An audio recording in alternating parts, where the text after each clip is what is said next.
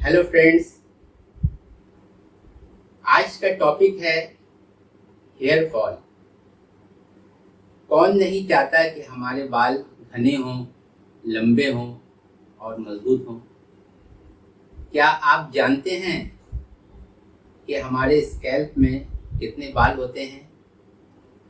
हमारे स्कैल्प में कम व बेश लाखों की तादाद में बाल होते हैं, जिसकी वजह से इंसान खूबसूरत लगता है।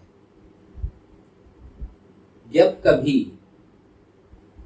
मौसम बदलता है या वेदर चेंज होता है तो स्कैल्प में जितने बाल होते हैं उसमें से कुछ बाल ऐसे होते हैं जो अपने आप को संभाल नहीं पाते हैं, जिसकी वजह से बाल झड़ते हैं। अगर आपके बाल 150 से 200 के अंदर झड़ते हैं तो घबराने की बात नहीं है। अगर 200 से ज़्यादा क्वांटिटी में अगर बाल गिरते हैं तो आपको चिंता करने की सख्त ज़रूरत है। अब चलते हैं टॉपिक की तरफ।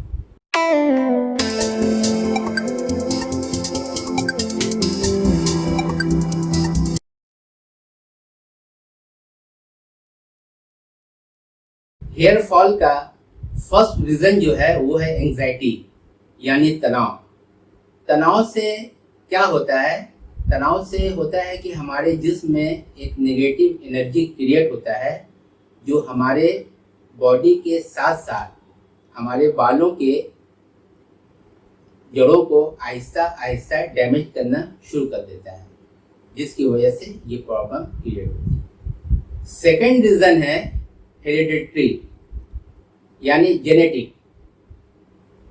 जनरेशन टू जनरेशन, दादा दादी, नाना नानी की जो बाल की समस्या थी अब वो बच्चों के बच्चों में आ गई है। थर्ड रीज़न है हार्मोन इम्बैलेंस, जैसे कि pregnant lady, thyroid problem, excessive menstrual problem,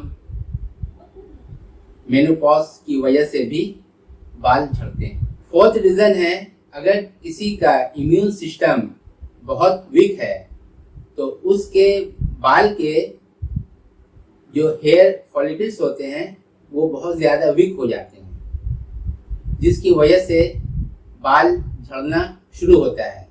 एक वक्त ऐसा आता है जिसकी वजह से गंजापन जैसे समस्या आ जाती है, जिसको मेडिकल टर्म्स में एलोपेशिया एरिका के नाम से जाना जाता है। आगे बढ़ने से पहले अगर आपने हमारे चैनल को सब्सक्राइब नहीं किया है तो सब्सक्राइब करें और वीडियो को लाइक ज़रूर करें। अभी मैं जो भी रीज़न बताया हूँ सभी का एक ही कारण है,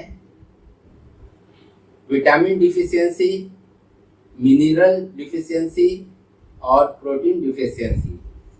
अगर विटामिन बॉडी में ओवरडोज हो जाता है उस कारण से भी हेयर फॉल की प्रॉब्लम आ सकती है। स्कैल्प में अगर सही से विटामिन, मिनरल और प्रोटीन ना पहुंचे तो वो आहिस्ता आहिस्ता स्कैल्प के परत में पपड़ी नुमा बनना शुरू हो जाता है, जिसकी वजह से बालों के जड़ आहिस्ता आहिस्ता कमज़ोर हो जाते हैं। उसके बाद डैंड्रफ होता है। डैंड्रफ होने के बाद बाल झड़ते झड़ते एक वक्त ऐसा आता है जो पूरे गंजेपन की शक्ल इख्तियार कर लेती है। अब हम उससे बचें कैसे? बचने के लिए आपको डेली एक्सरसाइज करना पड़ेगा। उसके बाद प्रॉपर डाइट आपको लेना पड़ेगा। पेट को हमेशा साफ रखिए, एसिडिटी गैस होने ना दें और पानी इंटेक ज़्यादा करें। कम से कम 5 से 7 लीटर पानी डेली ज़रूर पिए।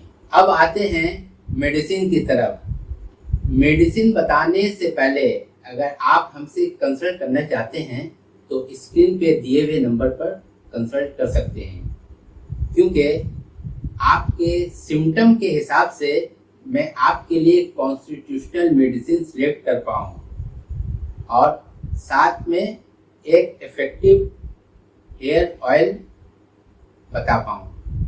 हम मेडिसिन को 2 कैटेगरी में डिवाइड किए हैं, मेल और फीमेल। मेल के लिए है एसिड फॉस 30 और विज़बेडेन 30। उसके साथ रेकवेक कंपनी की R89। खाने का तरीका जो है मेल के लिए ये मैं बताता हूँ। Acid phos morning 2 drops direct tongue में और विज़बेडेन इवनिंग में 2 ड्रॉप डायरेक्ट टंग में। ये कंप्लीट। उसके बाद चलते हैं R89 की तरफ। उसका खाने का तरीका है दोपहर में खाना खाने के बाद 10 ड्रॉप आधा कप पानी में मिला के पीना है और रात में खाना खाने के बाद आधा कप में 10 से 15 ड्रॉप मिला के पीना है। ये हो गया मेल के लिए।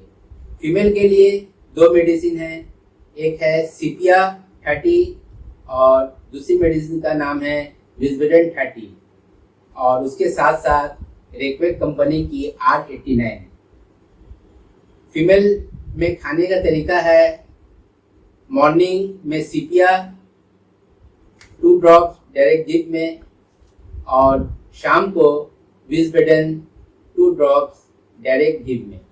उसके साथ रेकवेक की 89 वाली जो मेडिसिन है वो दोपहर में खाना खाने के बाद 10 से 15 ड्रॉप आधा कप पानी में और रात को डिनर के बाद आधा कप पानी में 10 से 15 ड्रॉप तक ही खाना है। बहुत अच्छा रिजल्ट मिलेगा। ये मेडिसिन कम से कम 2 महीना खाइए।